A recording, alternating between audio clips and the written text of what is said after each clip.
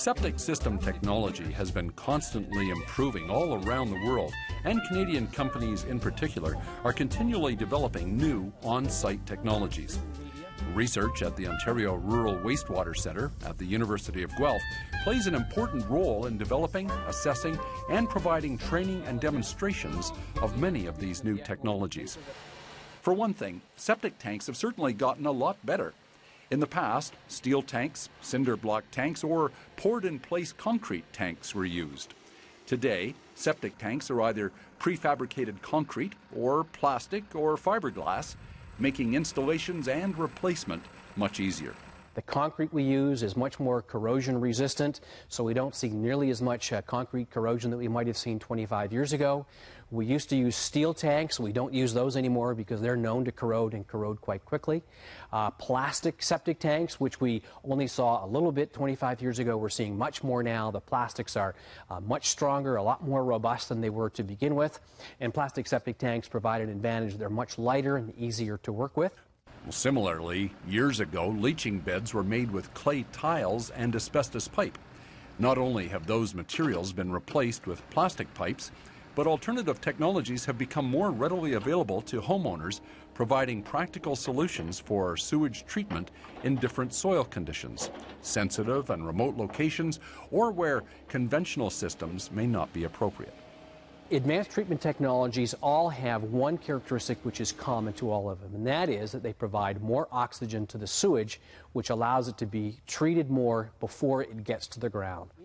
Some of the new, approved technologies, including aerobic treatment units and media filters, are sometimes capable of producing an effluent of the same quality or even better than some large municipal treatment plants.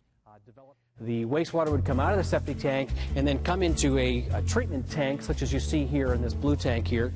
And inside this treatment tank is a media, this plastic media that I have here in my hand. And this plastic media would be inside the water, and a biofilm would grow on top of that media. And then air is pumped in, which surrounds that media, and that creates the treatment process, which will break down the wastewater before it gets returned to the environment. This technology uses peat as a filter media, and this is an example of some of the peat. It's not the kind of peat that you would buy at your garden store, but specially manufactured peat just for the treatment of wastewater. And there are alternatives when it comes to laying out the leaching bed as well. These are two examples of products that are used throughout the province to replace gravel conventionally seen in on-site systems.